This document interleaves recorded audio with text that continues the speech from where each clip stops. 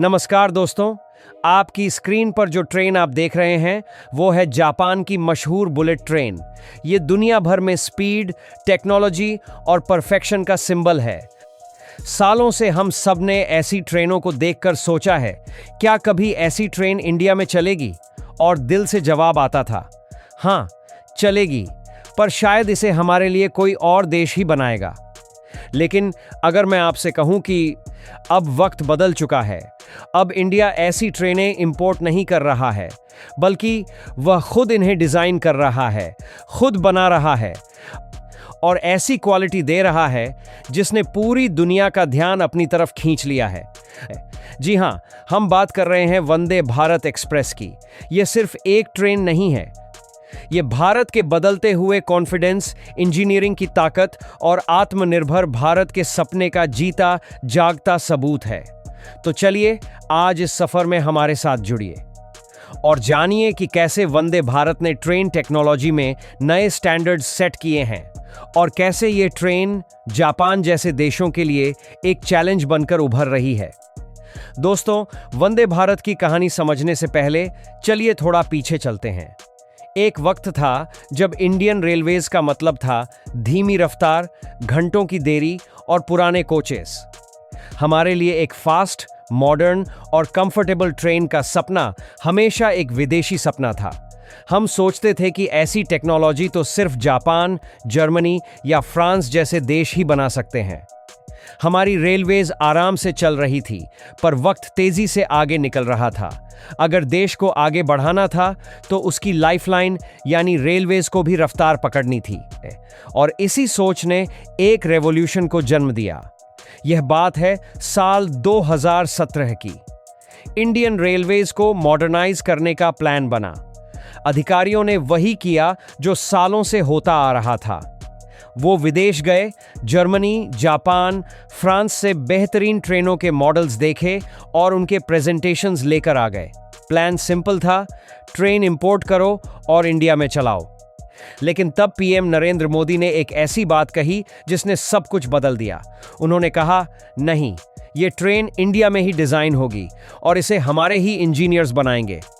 यह एक बहुत बड़ा चैलेंज था, क्योंकि दोस्तों 160 किलोमीटर प्रति घंटे से ज्यादा की स्पीड वाली ट्रेन बनाना कोई बच्चों का खेल नहीं है।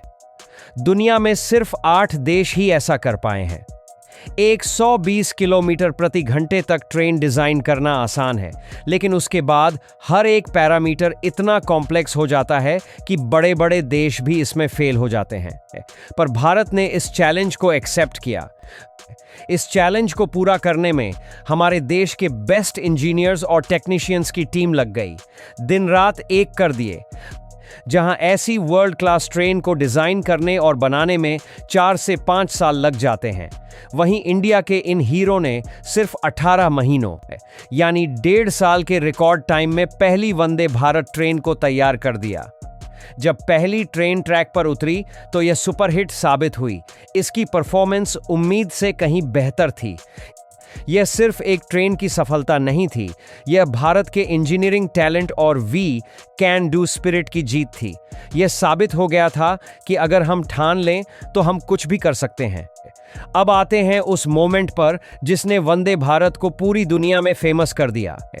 जब इस ट्रेन का हाई स्पीड ट्रायल हो रहा था 180 किलोमीटर प्रति घंटे की रफ्तार पर, तो कोच के अंदर एक पानी से भरा गिलास रखा गया।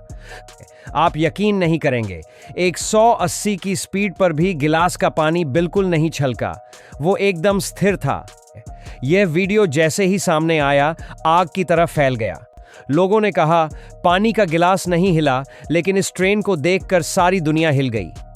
यह सिर्फ एक वायरल वीडियो नहीं था, यह भारत की इंजीनियरिंग प्रिसिजन का प्रमाण था। यह दिखाता था कि हमारी ट्रेन कितनी स्टेबल और वाइब्रेशन फ्री है। इस एक इंसिडेंट ने वंदे भारत को ग्लोबल मैप पर ला दिया। दुनिया के 18 से ज्यादा देशों के नेशनल न्यूज़पेपर्स ने इस पर आर्टिकल्स लिखे।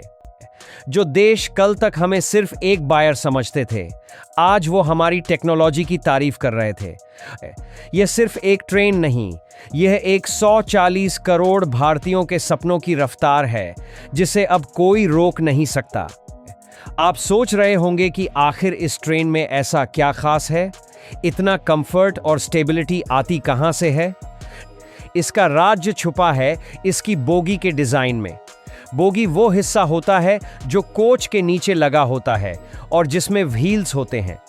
वंदे भारत की बोगीज में एयर स्प्रिंग्स का इस्तेमाल किया गया है। आसान भाषा में समझें तो यह एक कुशन या तकिए की तरह काम करते हैं जो ट्रैक के सारे झटकों यानी वाइब्रेशंस को एब्जॉर्ब कर लेते हैं और ऊपर बैठे पैसेंजर तक आने ही नहीं देते। इसके अलावा ट्रेन के अंदर का नॉइज लेवल एक एयरक्राफ्ट से 100 गुना कम है।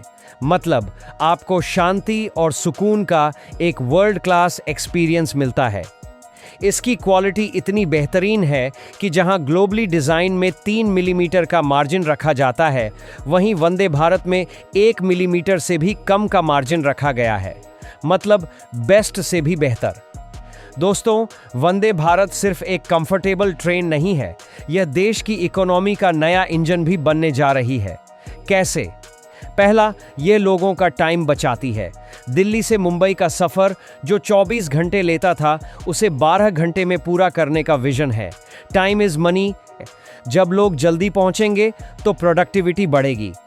दूसरा, ये बिजनेस हब्स को जोड़ती है, जिससे ट्रेड और कॉमर्स को बढ़ावा मिलता है।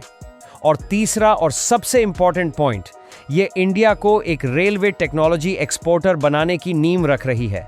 वो दिन दूर नहीं जब भारत अपनी बनाई हुई वंदे भारत जैसी ट्रेनें दूसरे देशों को बेचेगा।